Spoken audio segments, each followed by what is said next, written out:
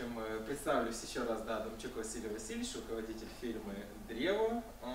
Получается, мы занимаемся...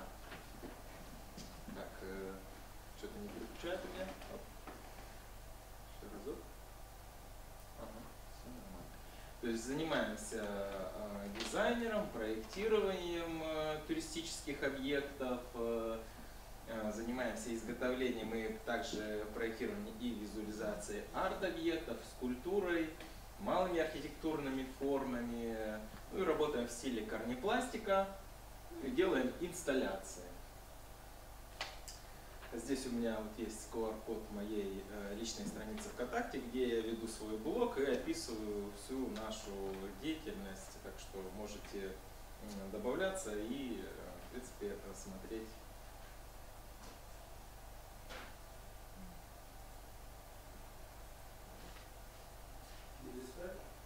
Что-то немножко. Ага. Да. Ну вот такую картинку здесь вы видите. Это корнепластика в ее природной форме. То есть это выкорчеванное дерево, которое от ветровала, возможно, упало. То есть и вот во всей своей красе предстало перед нами. Да? Некоторые видят это просто упавшее дерево. Я вижу это искусство, это красота и изящество форм дерева и корней переплетения и возможно скульптурные формы, которые могут здесь появиться, и арт-объект. Что такое корнепластика? Да? Корнепластика – это вид декоративно-прикладного искусства, связанный с изготовлением скульптур, арт-объектов из переплетенных корней, сучьев и веток, различных наростов, прикорневых капах. Все они имеют замысловатые и абстрактные формы. Да? Все, что связано с деревом, с корнем, с замысловатой изогнутой ветвью, все это можно считать корнепластика. Да? Вот здесь представлены некоторые из наших работ, которые выполнены в этом стиле. Здесь вот такой вот столик, да, на корнях, два сросшихся пня. Мы сделали как основание столешницу. Да?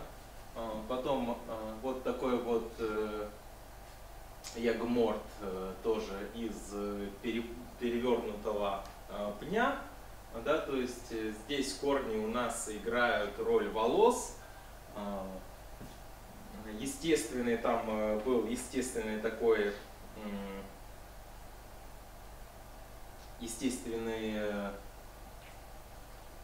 дерево прогнило, то есть появилась такая выемка, мы его использовали в виде рта.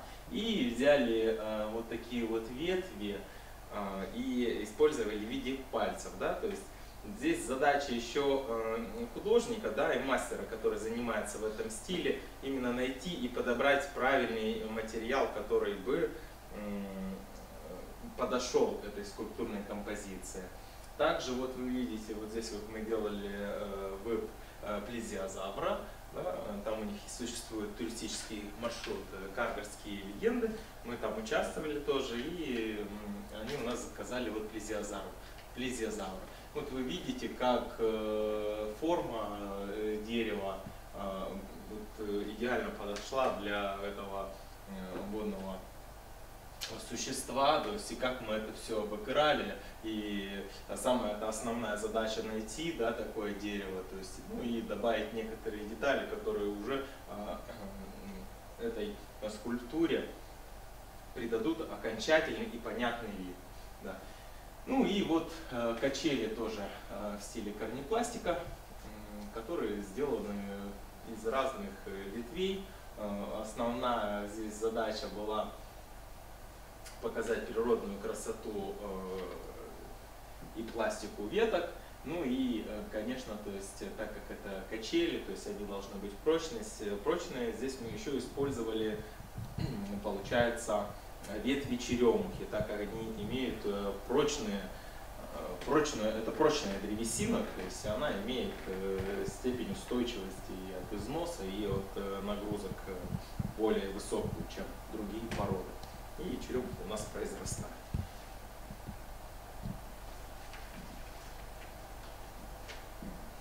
Так, здесь корнепластика, она имеет очень разнообразный, широкий спектр использования, да, то есть мы это все на фантазию мастера, художника, который видит в этих корнях, в этих стволах материал для своих работ. Здесь вот показаны работы, это ограждение автостоянки. То есть необходимо было скрыть перепад высот от стоянки к существующему лесу и перекрытие, то есть проездов естественным путем. То есть стояла такая задача, чтобы наиболее естественно это было, чтобы это не выбивалось из общей концепции вот этот туристический маршрут, то есть из природной вот этой вот тематики, да. То есть и здесь мы подобрали специальные, то есть корни очищали, подобрали стволы именно не простые, да, то есть прямолинейной формы, а с сучками, с всякими изъянами, с корневыми системами, то есть и потом это мы собирали вместе, тоже история достаточно интересная, да, то есть сначала подобрать материал, потом его скомпоновать, потому что достаточно протяженные были участки, и нам необходимо было то есть выполнить задачу такую, чтобы они естественно и красиво еще смотрелись, да. И вот в дальнейшем, то есть возникли также много идей. То есть идеи какие, да? То есть чтобы вот эта вот стоянка, ее обыграть в виде древних рыб. То есть также добавить элементами корнепластики какие-то плавники, резьбой добавить там какие-то, то есть элементы головы. То есть и эта стоянка уже у нас совершенно другую функцию, да, то есть выполняла, то есть как арт-объект она стала бы и как фотозона. То есть, ну, я думаю, эту идею мы осуществим, то есть как бы заказчик в принципе принял ее, да. То есть как может корнепластика использоваться в виде информационных стендов. Здесь вот тоже показаны наши идеи, да, то есть и наши работы, то есть информационные стенды, да, то есть из стволов деревьев также неправильной формы, да, потому что почему вот именно нам нравится и мы используем, да, то есть вот эти вот естественные все стволы, потому что каждый раз, то есть ты видишь в нем что-то свое, что-то интересное находишь, он всегда как-то с разного ракурса по-другому смотрится, играет, и ну это интересно, то есть это глазу не приедается. Все время, то есть какие-то находишь свои изюминки, свои виды. Ну вот информационный стенд, то есть изготовили, здесь видите, то есть верхняя балка у нас в виде такой дугообразной формы мы нашли, то есть и сделали вот, информационную часть внутрь вписали. Здесь сделали информационный стенд в виде красной книги, где у нас то есть тоже широкой массивной с широкого массивного бревна мы вырезали саму книгу и то есть на естественные спилы дерева мы ее поставили. Все, то есть вот книга, где ее можно читать и смотреть, да, она за счет своей массивности и интересно выглядит. Вот эти два стенда, они расположены на туристической тропе Ордым. Это находится на птицефабрике у нас на стадионе Раисы Сметаниной. Там мы участвовали тоже в проектировании некоторых элементов и в изготовлении. Да? То есть, вот этот информационный стенд мы делали на туристический маршрут Нювчемский перелив в селе Нювчем. Да? Тоже здесь используется стиль корнепластика и рустикальный стиль, так как вот здесь вот состаренная такая, мы решили сделать кровлю в виде такого настила из досок, да, состарили, то есть его и то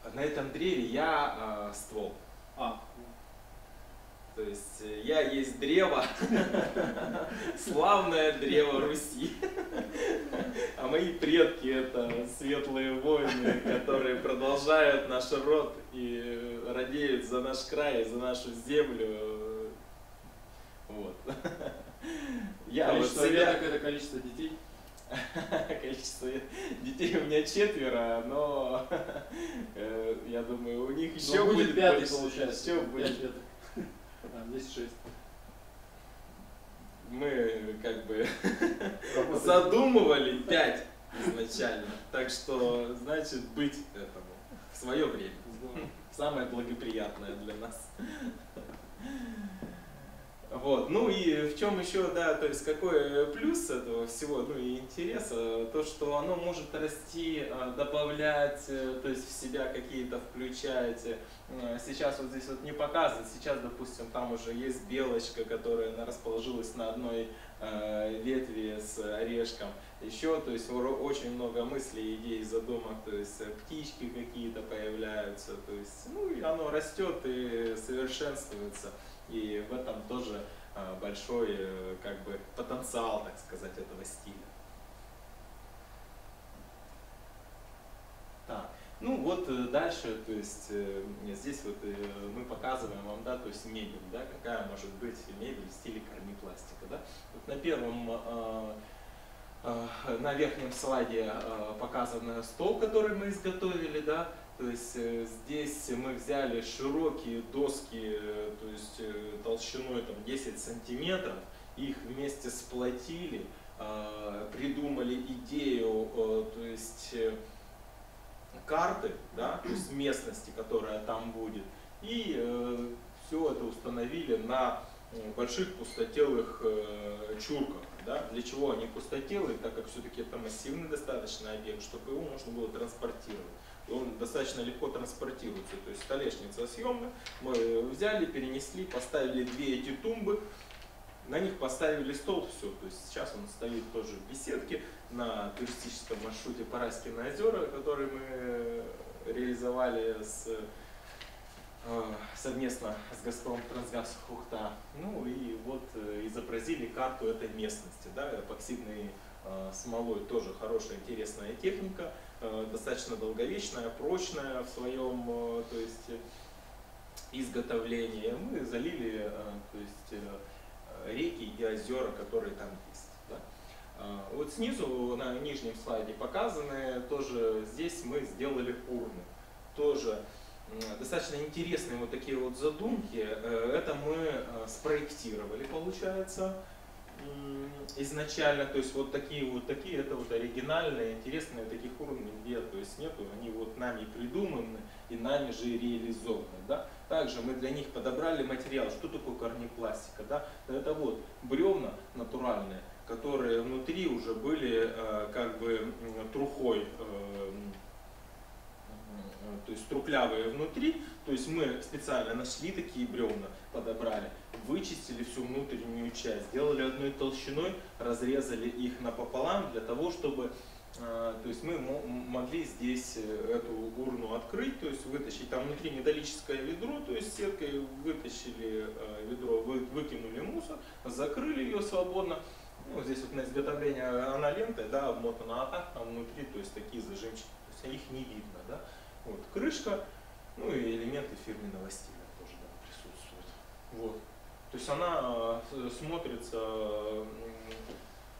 очень естественно в среде, лесной среде.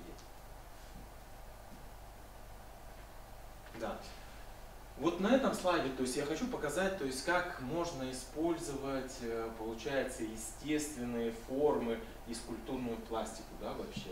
То есть вот изначально, то есть нас попросили убрать дерево тополь, да, так как он имеет большие ветви, это опасность здесь у школы, то есть мы делали работу эту. И мы изначально, то есть, подошли с нашей творческой задумкой к этому делу. Да. Мы его спилили, увидели образ и спилили так, как нам надо. его, да? То есть мы увидели, что эти две большие, то есть массивные ветви можно использовать как руки. То есть изначально мы его спилили, и потом в дальнейшем, получается, мы уже вырезали там руки из этих ветвей, ну из основного ствола вырезали лист. Да? И вот этот старец, он приветствует детей в Илькарте, у школы, как бы, и детям приятно, и то есть использовали это пространство, да, обычно у нас составляют, то есть эти остовы, они потом деревьев стоят трухой, обрастают и потом в итоге падают. А здесь мы, в принципе, его обработали, защитили, и оно будет стоять, и, ну, и пространство оно украшает. То есть интересно смотрится. Да? То есть вот здесь корнепластика с другой немножко, да, стороны, то есть как мы можем использовать изначально уже, то есть это все. Да, здесь я вот хочу показать, это тоже вот мои задумки, мысли. Вот я подобрал аналоги фотографии, то есть это не наша работа, это то, к чему я хочу прийти и тоже этим заниматься. Да. Это избы, дома, которые построены в этом стиле, корнепластика. Да. То есть видите, мы здесь используем, ну здесь используют, получается, стволы деревьев уже изначально с корневой системой, и как это выглядит, да, то есть каким образом. Здесь на нижнем слайде это используются живые деревья, да, то есть там все делается системно с защитой живых деревьев, да, то есть это мы не пилим ничего, мы то есть, используем эти деревья, то есть как опоры, но максимально аккуратно для дерева, оно не погибает, то есть растет в дальнейшем. Вот такие вот домики. Да?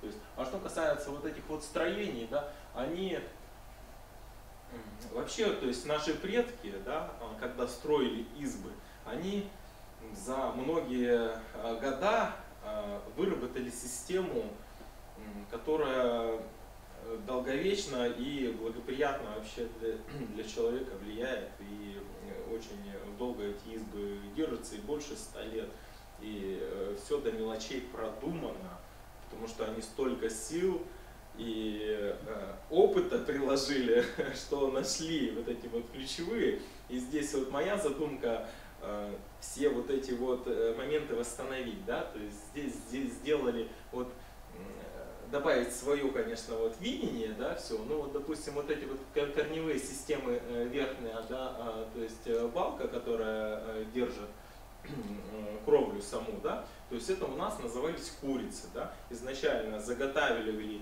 еловые, то есть из елки стволы деревьев с корневой системы, именно вот с этим загибом Г-образным таким, который врубался в основной сруб и на который потом ложились потоки. Потоки это, то есть, такие выдолбленные тоже полубревна сосины, по которым стекает вода. Да? То есть, и они, получается, вот на эти потоки ложили на эти курицы.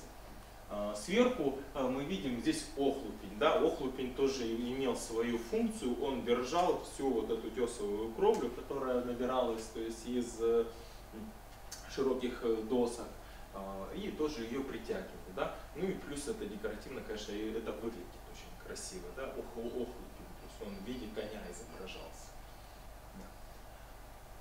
Это моя страсть, к этому я иду, к этому я приду. И вот я рассказывал вам еще о том, как корнепластика в строениях может использоваться.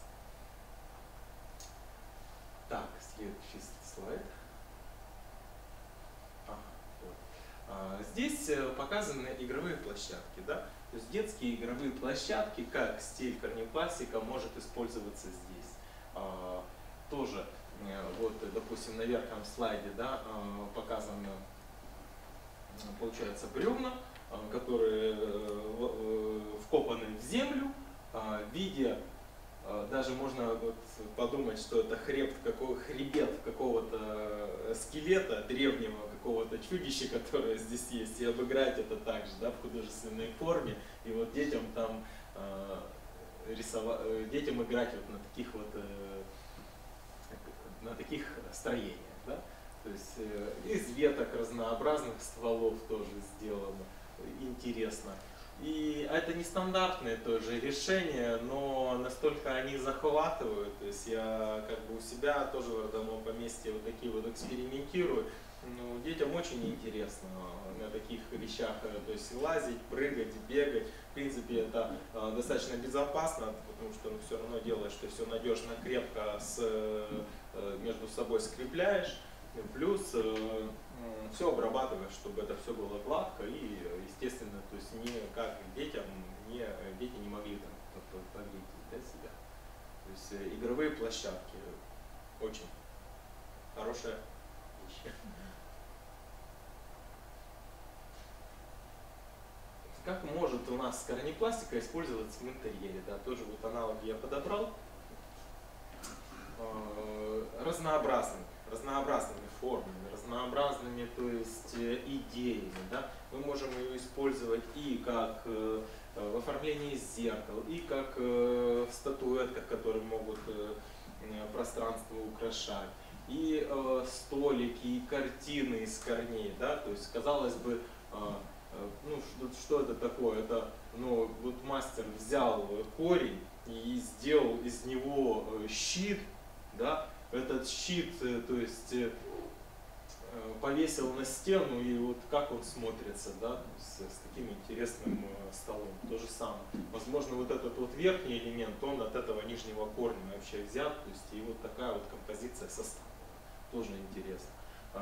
Здесь, да, то есть взяли, напилили спилы веток разных, их к одной основе прикрутили. Разнообразные формы, можно включать свою фантазию, художественный вкус вот этот и делать максимально, ну, все возможно. То есть, вот здесь в виде луны, да, то есть сделаны эти разнообразной высоты спилы, разнообразного диаметра, склеены в один щит, все прикрепили, то есть прекрасно смотрится. Здесь вот элемент люстры сделал. Также взяли корень, его дополнили ветками, прикрутили тоже. Если все в одной стилистике, то это все работает, очень интересно смотрится.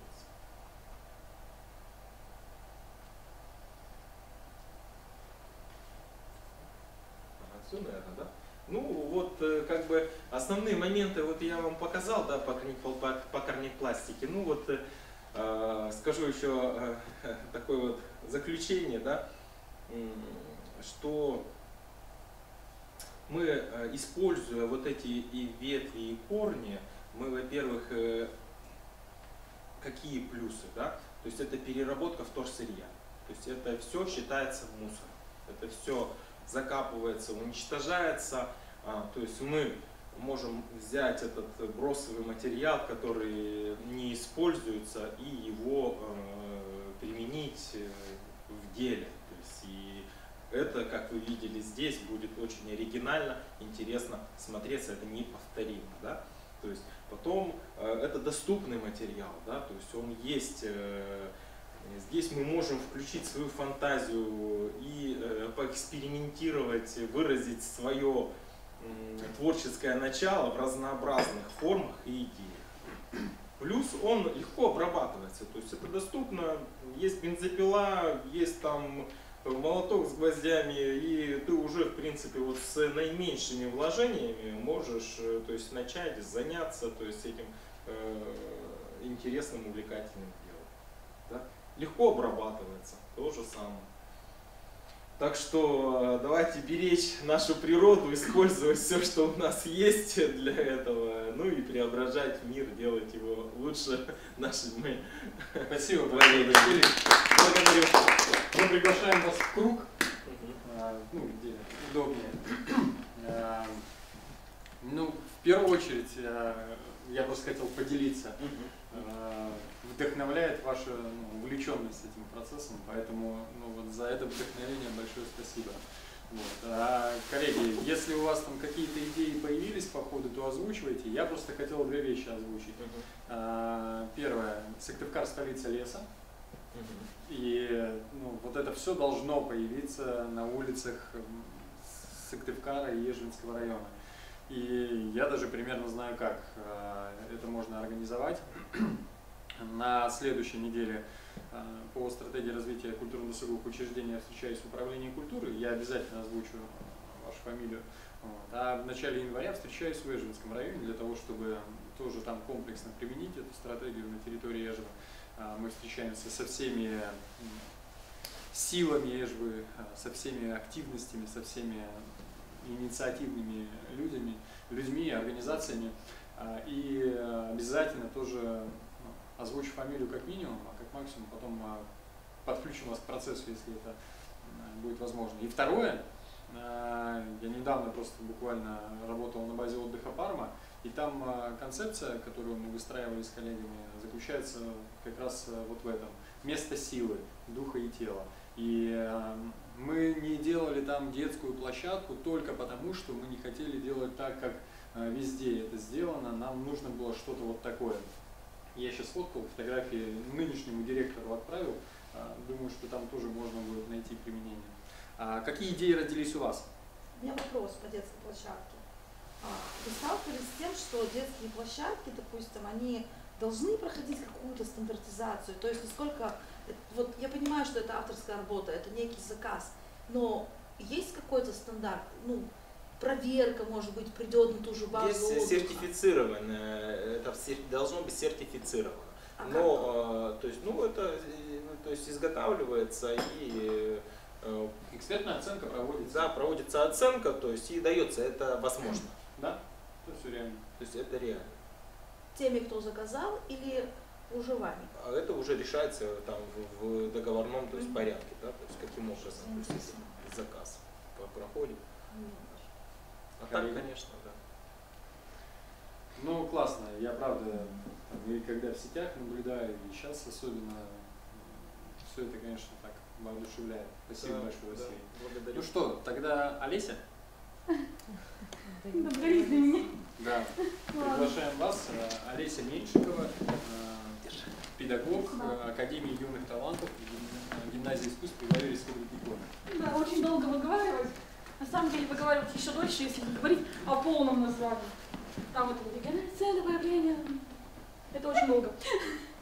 Да, спасибо, что представили меня. Зовут Олеся Игоревна. Я педагог гимназии искусств в Академии юных талантов при гимназии искусств. У меня есть свой клуб под качество. И сейчас я буду говорить про набойку. У меня просто, я как творческий человек, я увлечена очень-очень большим спектром декоративно-прикладного искусства, и я всегда говорю то, что я могу заниматься любым видом декоративно-прикладного творчества, потому что мне, как прикладнику, интересно все. Вот. Мы поговорим сегодня про русскую набойку в современном мире. Я специально взяла тему русской набойки. То есть вы знаете, что, конечно, вы знаете, что набойка у нас привезли набойку из Индии. И по идее, если мы говорим про историю набойки, то мы должны начинать с Индии. Но мы говорим про Россию и про русскую набойку. Да. Туда, например. Туда. Да. Самый главный вопрос, который мы задаем, когда мы слышим слово набойка. Что это такое? Зачем я сюда пришел? Что это вообще? Что это такое? Что это мне надо вообще? Человечество издавна было знакомо с печатным процессом, который обязательно предусматривает формирование и перенос красочного слоя на полотно. Первым материалом, на котором люди научились оттискивать красочные изображения, была ткань. Сразу возникает вопрос, каким способом, да? Мы к нему вернемся. Вообще бывает два типа набойки основных. Их много, правда. Но основных в России два. Это набойка и выбойка. Набойка называлась ткань с одноцветным или даже с многоцветным рисунком по незакрашенному фону. А выбойка называлась ткань с рисунком, естественно, цвета ткани по окрашенному фону. Грубо говоря, исторически говоря, это набойка верховая, а это кубовая. Почему такие названия? Да, вот. Почему такие названия? Верховая от слова «верх», то есть поверх полотна набивался рисунок, а кубовая от слова «куб», то есть полотно помещали в такой чан, ну куб, с красителем индиго. Заранее на полотно наносился с помощью вапы рисунок, и когда ткань доставали из куба, просушивали и потом отстирывали в воде, появлялся белый рисунок, который, вот, цвета, который изначально был полотно. Полотно же белое.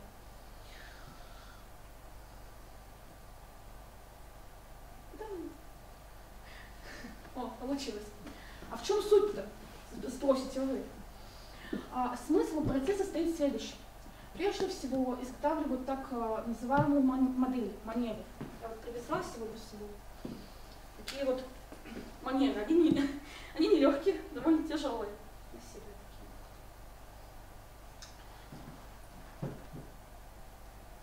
Они, кстати, чаще всего были симметричны, то есть левая сторона отображала правую. Даже если брать природные какие-то мотивы, всегда цветок, цветок, там лепесток, лепесток. Ну, тут цветочек тоже, но в основном это были такие симметричные рисунки всегда. Гравированы на дереве форму с рельефным, вот как я говорила, зеркальным изображением узора, который хотят воспроизвести на ткани. Поверхность модели покрывают краской и плотно прижимают к натянутому полотну. Модели делают из цельного куска твердого дерева, груши, ореха, клена, кстати, еще палисандра. Гравированный узор может иметь как выпуклую, так и углубленную форму. Это в зависимости от способа нанесения, как я говорила, верховая, кубовая. В последнем случае окрашивается фон, а сам узор остается в цвете ткани. Ну, техника, да? У нас возникает сразу 3 вопроса. Для чего это? То есть как мы можем это использовать, для чего это подходит? Сегодня авторские изделия с уникальным, не повторяющимся нигде принтом очень популярны. И художник всегда хочет отображать свое видение, несмотря на традиции, стиль, тенденции. Всегда в художественной сфере главную роль играло авторское видение. Дальше, почему это интересно? В принципе, я уже довольно ответила на этот вопрос. Данная техника уникальна своей самобытностью. Посредством принта можно не только отдавать дань традициям, но и выражать себя. И вопрос, как где это можно использовать, то есть на самом деле набойку можно делать не только на полотне, но и вообще на любом материале. Вот, на любом. Ань, все нормально, вернись, да. Слева у нас, естественно, набойка верховая, справа кубовая. То есть это процесс, конкретно процесс верховой, кстати, это многоцветная верховая. Справа это как раз нанесение вапы, прежде чем ткань опускают в куб.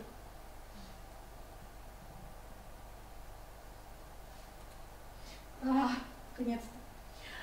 Набойка в России. Набивное искусство в России существовало уже в XII веке. Первоначально нанесение узоров делалось масляной краской, и никаких химических операций на ткани не производилось. То есть она была как набойка верховая. Для набивки в основном применялись натуральные красители, так как краски черного цвета производили сажи, хвойно-древесины, синего и смеси индиго и свинцовых белил, коричневого и смеси охры и свинца. Краски растирали на льняном масле, которое варили в глиняных горшках на открытом огне. В краску опускали куриное перо. Если оно не загоралось, это значило, что в краске мало масла, ее нужно еще варить. Краску считали готовой, если перо загоралось. Неиспарившаяся краска оставляла на холсте жирные пятна, ореол, вокруг орнаментального рисунка. Если же краска была приготовлена хорошо, набойка получалась чистой. Почему появлялись жирные такие пятна? В принципе, я уже рассказала, но исторически в этнографии вы, наверное, могли видеть что некоторые рисунки на кубовой набойке были желтого цвета. Хотя это куб. И по идее белый должно быть. Это и есть те самые жирные пятна. Ну и еще, да, получилось, пригодилось. Ну и еще был специальный способ, как сделать эти желтые круги. Это двойная кубовая набойка, когда полотно 2 раза опускали в куб, которое уже синее полотно, опускали снова в куб. И тогда получался темно-темно-темный синий цвет. Вот в этих случаях эта набойка была специально сделана вот с такими пятнами. Развитие набойки в России. В истории крашения домотканных материй у восточных славян следует различать 3 периода. Первый, древнейший период, знали только крашивание с помощью растений, произраставших в данной местности. Второй период начинается с появления в продаже индиго, так называемой кубовой краски, и с возникновением профессии красильщиков. И третий период характеризуется появлением и распространением набивных тканей и красок для ручной набойки. У нас вопросы, как обычно, да? Вопрос, я все-таки задам третий. Кто такой красильщик? Это мастер по крашению и набойке полотна. Что такое узорник? На ярмарке в села приезжали набойщики и привозили с собой такой узорник-указник, на котором были набиты разные набойки. То есть даже вот у меня больше 1000 штампов. Я представила вот только 3 пока. И чтобы показать покупателям все штампы, какие у них есть, делался узорник или указник. Так заказывалось полотно и, собственно, покупались ткани. И что такое набойка? Я не случайно составила этот вопрос, я специально его поставила, чтобы мы по протяжению вот этого времени разобрались. А что же такое набойка? Это техника штучной печати для воспроизведения различных изображений на полотно или на мотивах. Получалось же. Когда мы говорим о набойке, нужно вспомнить, особенно в набойке в России, Иванова, в первую очередь. Это потому что в конце 16-го, начале 17 веков Иваново становится центром производства льняных холстов.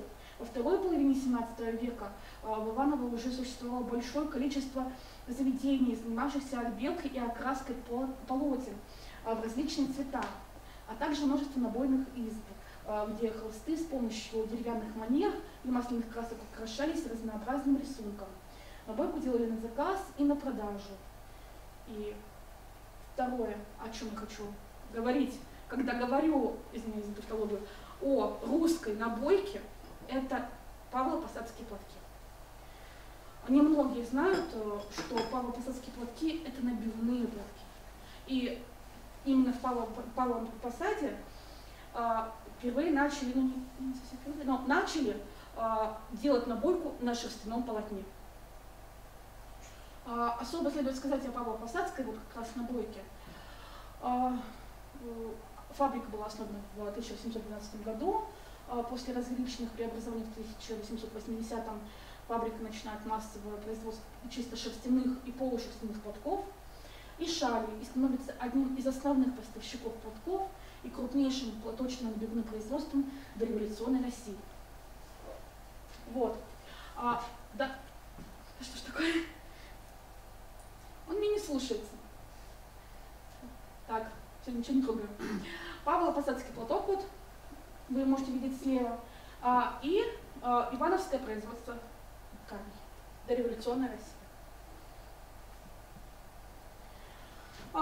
Я назвала не просто так свою презентацию «Русская набойка в современном мире». Когда говорим о набойке в современном мире, нельзя не сказать про современные тенденции. Человек в современном мире думает о 2 вещах – это традиции и экология. Сразу возникает эта фраза, которую я слушаю практически постоянно. Все новое – это хорошо, забытое старое. ну, вот выражение действительно не новое, в действительности вся современная мода делает отклик на прошлое. Очень часто делают даже специальные коллекции, модельеры, то, что мода 80-х возвращается, мода 60-х возвращается, и этнография как раз сейчас тоже возвращается. Сохранение традиций и память о предках, как я говорила в традиции, и экология. Экологичный. Так. Наконец-то переместилась. Вот. На примере своих изделий хочу показать вот это вот прогресс этот. То есть от чистой этнографии к переосмыслению этнографии. То есть на левой картинке мы видим чисто этнографический принт. Наш, коми, традиционный. Но на левой картинке мы видим чисто этнографический календарь охотника с папоротником. Это такое переосмысление, то есть мы призываем и к природе, и к этнографии одновременно. То есть мы совмещаем и традиции, и природу. Также это льняной материал, и он абсолютно экологичный. Также хочу показать свои изделия. Это конкретно мода вот нашего времени. Я надеюсь, она станет такой. Природа, этнография и стиль. Это вот три картинки, они все эти тенденции олицетворяют. То есть на первой картинке мы видим футболку из хлопка. Это все хлопок, кстати говоря. Из хлопка, и на ней изображены растения, папоротники, луговые травы. На второй картинке индийские штампы, это этнография чистая, и стиль это котятки. Вот. Перешли. Вот. И совмещение конкретно этих тем, традиция и стиль сейчас тоже довольно актуально. Вот, как забота о экологии не только повлияла на быт людей, но и на их творчество. То есть сейчас мы заботимся и о том, как мы передаем свои мысли, о планете, как мы ее оберегаем, но также и мы не забываем про красоту, про свое видение. Вот этот палантин я делала по чисто этнографическим скатертям, совмещая с индийскими штампами. То есть у меня получилось такое переосмысление опять этнографии. Это вот стиль чистая этнография и природные мотивы. Вот. Благодарю за внимание. Ну, если можно, тоже присоединяйтесь в круг. Здорово. Правда, вы так увлеченно рассказываете про свои, про то, что вы делаете. Скажите, пожалуйста, вот насколько долговечно, то есть выдерживает стирки вообще эта история? Господи, как часто мне задают этот вопрос. Ну, постоянно. Нет, знаете, у нас очень часто бывает так, что это ручная работа. Это абсолютно ручная работа. Возьмем штамп. Можете трогать его. Он довольно тяжелый, да? И если его покрыть краской, попробовать перевернуть и, не дрожа рукой, удерживая, приложить к полотну еще и набить его, это довольно тяжелый процесс. Понимаю. И бывает так, что сдвинулась рука, съехал рисунок, и все, изделие испорчено. И это навсегда. Понятно. И с этим ничего не сделать, это не исправить, это не переделать. Вот все, оно осталось таким. То есть долговечно, выдерживает стирки. У меня была футболка, я сделала в 2012 году. Футболка порвалась, рисунок остался. Я серьезно. Но чаще всего, кстати, задают мне этот вопрос. На ярмарках очень часто задают вопрос: Лен мнется. Лен самый мнущийся материал, но при этом он бывает разной плотности. Я использую 180-220. На скатертях это 240-350. То есть плотность разная, для скатерти одна, для полотенца другая, чтобы полотенце было помягче, к лицу и к рукам приятнее, а скатерть, наоборот, более плотный материал. Вопросы? Смотри, да, вопрос какой. Там футболка показала, то есть, да, ну, рисунок примерно, я понимаю, такой. Ну, сантиметров, я не знаю, 40. Не без разницы. Сантиметров 40 рисунок. Там, и там я смотрю, вот это дерево как растет. То есть, да, то есть это луговые травы. Луговые травы. Да. Набойка что, вот такого размера, что ли? У меня штампы вот бывают такие.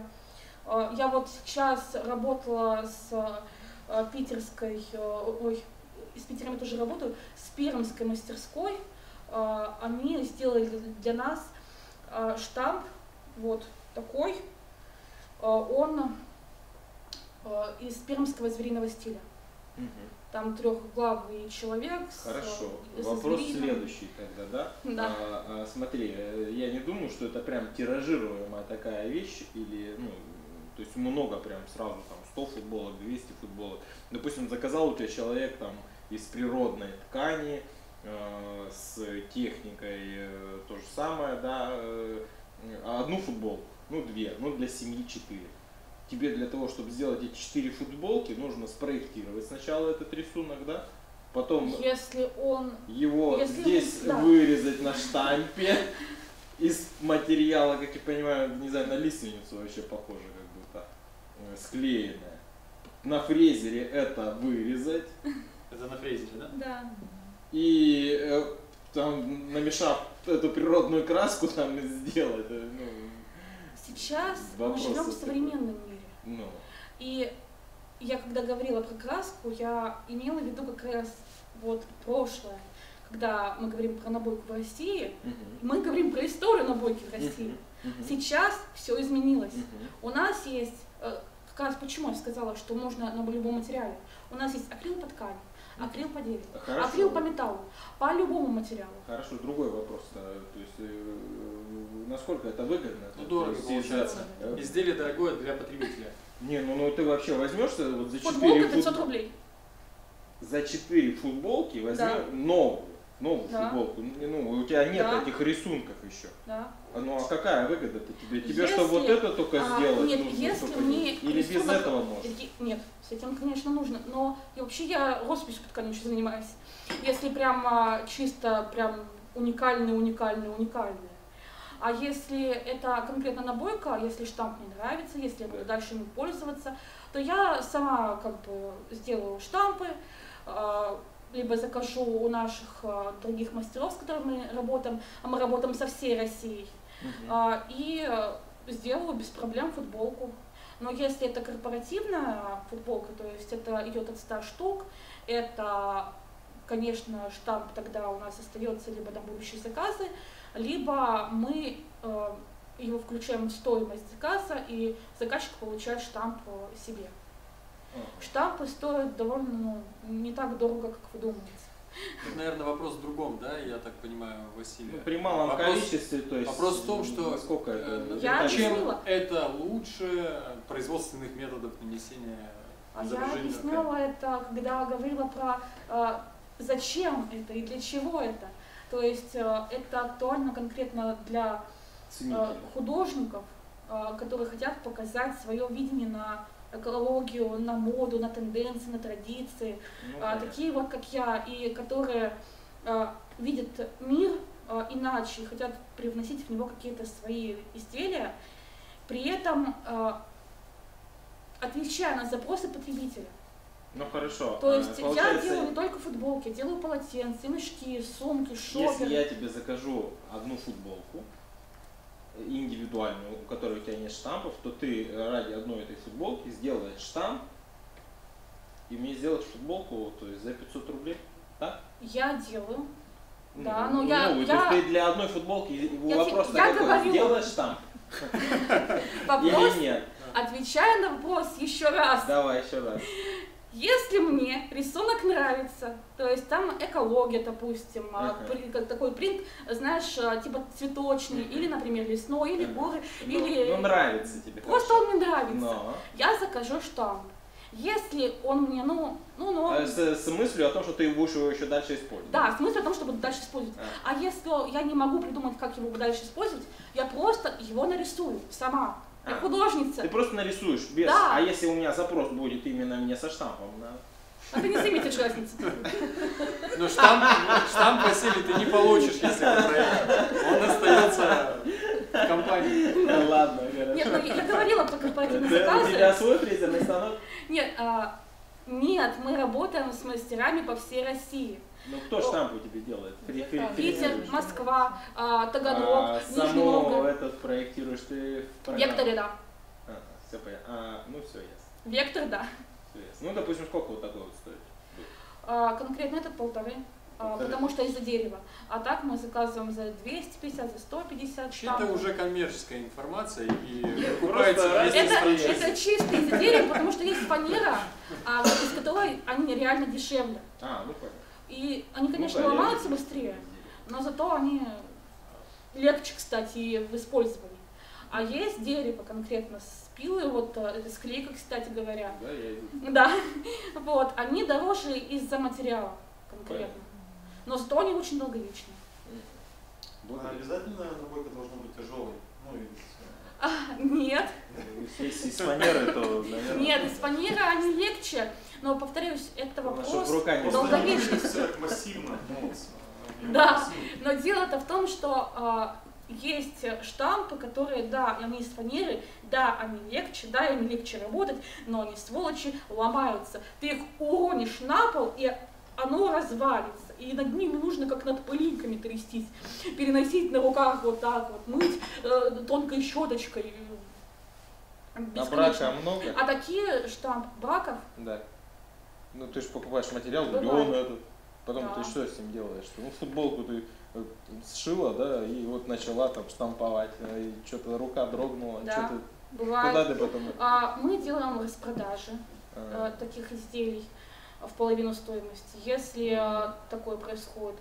Либо оставляем себе, либо дарим друзьям. Ну, все понятно. Такое вот тоже бывает. Можно вырезать? Ну где место испорчено, можно вырезать тоже. Нет, никогда так не делали, никогда так не получится. В Вырезать основном из из-за футболки. композиции. Нет, если брать полотенце, она имеет в виду, наверное. Так, Нет, ну, даже на коллеги, полотенцах никак. идеи. Идеи есть? И Да. У нас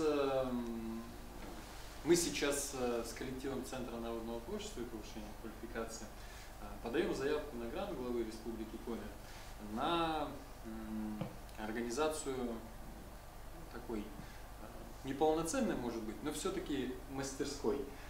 И продуктом этой мастерской, которая предположительно будет размещаться в Коми-кино, будет цикл журналов наподобие вот этой керки о том, как традиционные виды творчества применять сегодня. Скажите, насколько реально в этом отношении с вами повзаимодействовать, чтобы там следующий или последующий журнал вместе с вами создавать?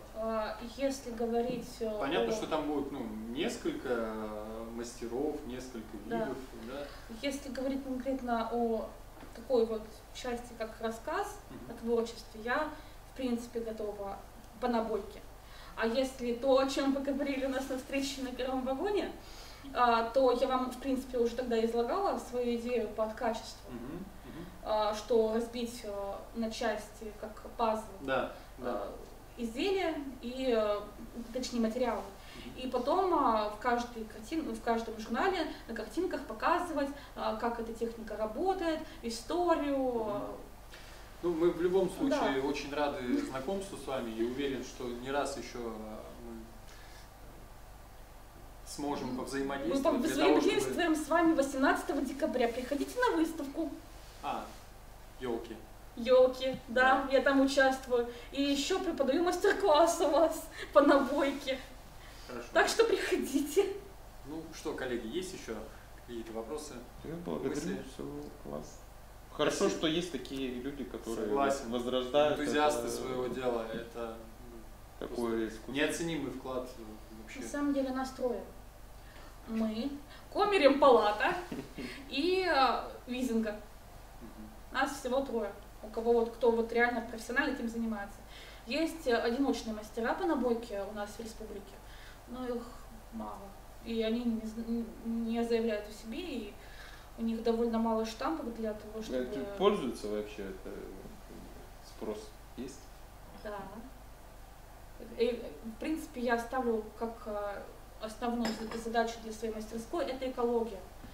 У меня не только льняное полотно, у меня льняное кружево, у меня хлопковые нитки армированные, у меня хлопковые Кольчуга. футболки, я чисто вот все делаю экологично. Армированные нитки. А, Кольчугу под сорян. кольчуги. А, Мне как раз как светлому воину надо. Кольчушку. Спасибо большое, Олеся, Благодарю. спасибо большое, могу вам Василий, тебе сделать. спасибо, коллеги, до новых встреч.